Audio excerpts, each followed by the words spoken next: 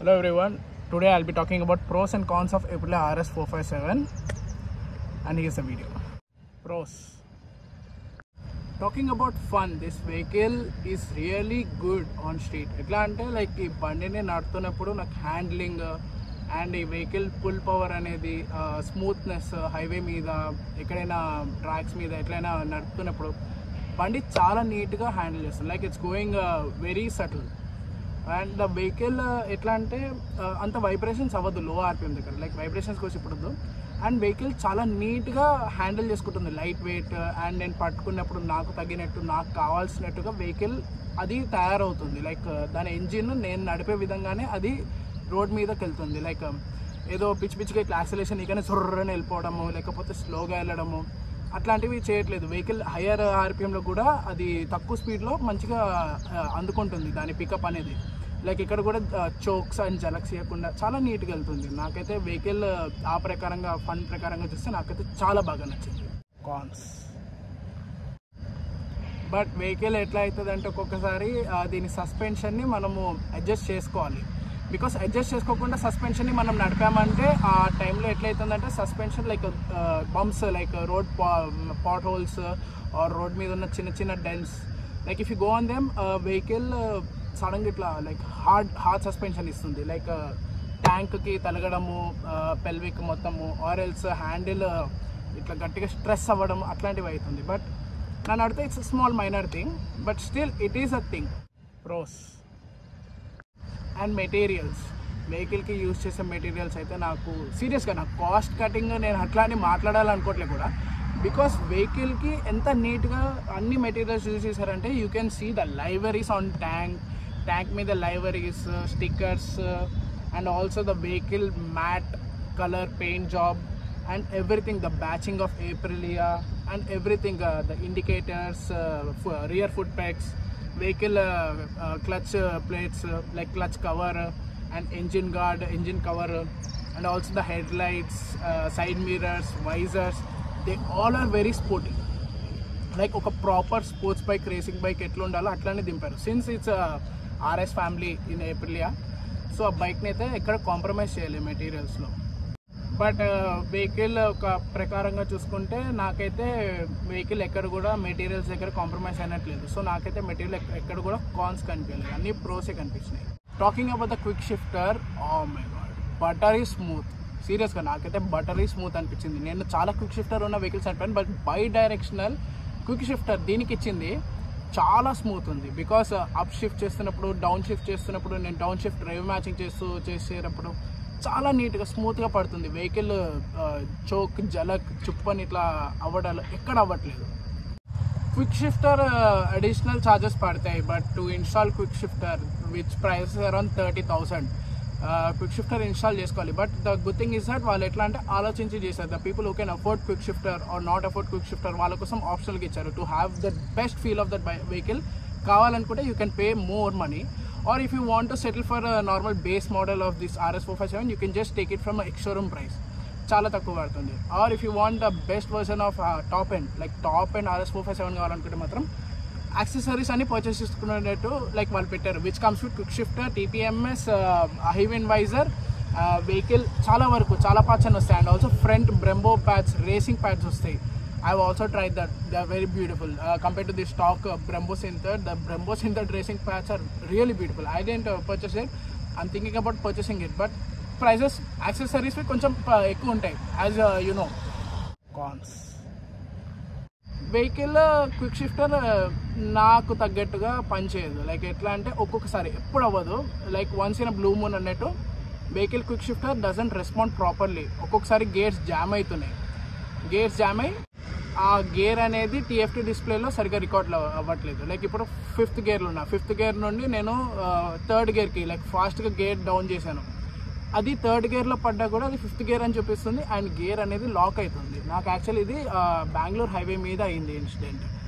Almost vehicle ఎట్లా అంటే ఒక 80 స్పీడ్లో ఉన్నప్పుడు నేను ఫాస్ట్గా నేను బై డైరెక్షనల్ అని చెప్పేసి రేవ్ మ్యాచింగ్ చేసుకుంటూ వెహికల్ అనేది నేను క్విక్ షిఫ్ట్ డౌన్ చేశాను.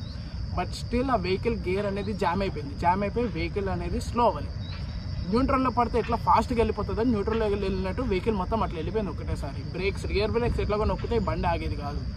బట్ స్టిల్ అదొకటి చిన్న అది కాన్. Pros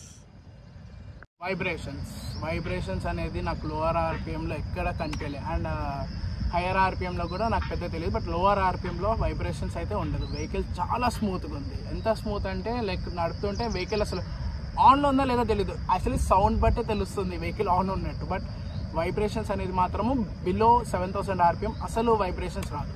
cons, but after 7000 RPM vehicle అనేది కొంచెం వైబ్రేషన్ అవుతుంది compare to other segment bikes. ఈ బైక్స్లో కంపేర్ చేస్తే అంత వైబ్రేషన్ లేదు, బట్ స్టిల్ వైబ్రేషన్ అనేది వస్తుంది. I think that's pretty common.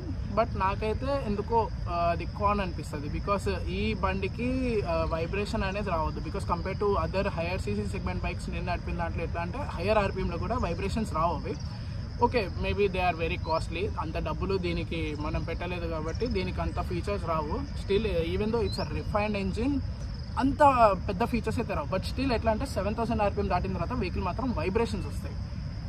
Pros and traction కంట్రోల్కి వస్తే నాకైతే ఈ వెహికల్ ట్రాక్షన్ కంట్రోల్ ఎంత నచ్చిందంటే, ఈ సెగ్మెంట్ బైక్స్లో లైక్ నార్మల్గా అన్నిటికీ ట్రాక్షన్ కంట్రోల్ వస్తాయి. Like now days traction control is pretty common అన్ని బైక్స్కి. బట్ దీనికి మనం ట్రాక్షన్ కంట్రోల్ని సెట్ చేసుకోవచ్చు. Traction control 1, 2, 3 kinds of traction control, where the power will be reduced more at the 3 traction control 3, but the power will be less reduced at traction control 1. But still the vehicle grip will be very good on roads. Like the friction power is very nice. నాకైతే యాక్చువల్గా traction కంట్రోల్లో కాన్ ఎక్కడ కనిపించలేదు vehicle. So I don't have any con in traction controls. దీని TFT display, like they have gave a beautiful TFT display, because at this price range when you compare to other bikes like Kawasaki Ninja 500 at R3 and other bikes, I would even say KTM RC 390 also. I've seen the most beautiful TFT display of this bike only, because ఈ బైక్కి TFT display అనేది చాలా నీట్గా ఇచ్చారు. Authentic ఏప్రిలియా వాళ్ళ Italian TFT display వస్తుంది, where you get all the info and bike view కూడా వస్తుంది, just like Gen 3 Duke 390కి వచ్చినట్టు. And that is very good. I'm not talking about RC 390. I didn't like RC 390's TFT display as compared to TVS Apache RR 310, because TVS Apache RR 310 has way more better TFT display compared to RC 390. But the Gen 3 Duke 390 and RS 457 compare is, I like RS 457 because RS 457 gets a bigger TFT display compared to Gen 3 Duke 390. And ఈ వెహికల్లో నాకు ఎందుకు అంతగా నచ్చింది అంటే, they have this what you say, the quality of that display is really better than Gen 3. And vehicle cons అంటారా, TFT display నాకైతే ఎక్కడ కాన్స్ కనిపించాలి TFT డిస్ప్లేలో కూడా. So that is very better. నాకు బాగా నచ్చింది కూడా TFT డిస్ప్లే ఈ బండిది. So I don't have any cons TFT display.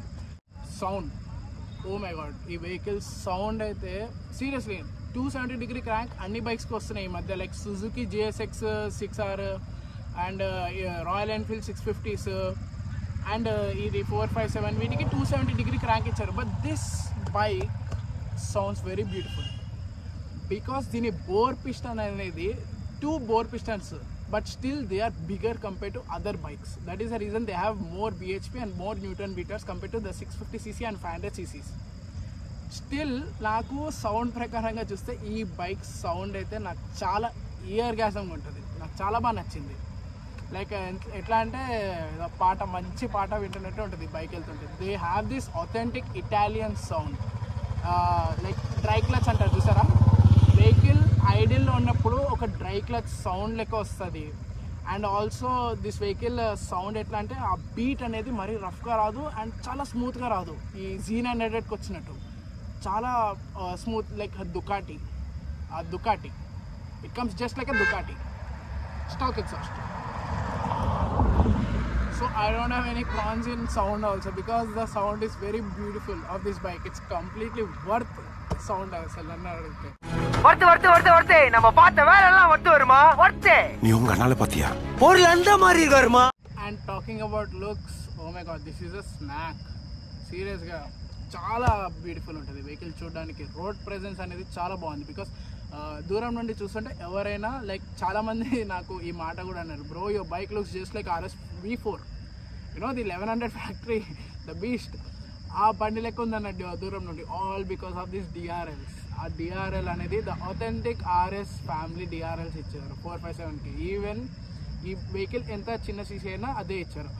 But దగ్గరికి వచ్చిన తర్వాత you can say like putting these V4 and RS 660 పక్క పక్కన మీరు లైక్ ఈ 3 బైక్స్ని మీరు పక్క పక్కన పెట్టారంటే యూ కెన్ ఫైండ్ దట్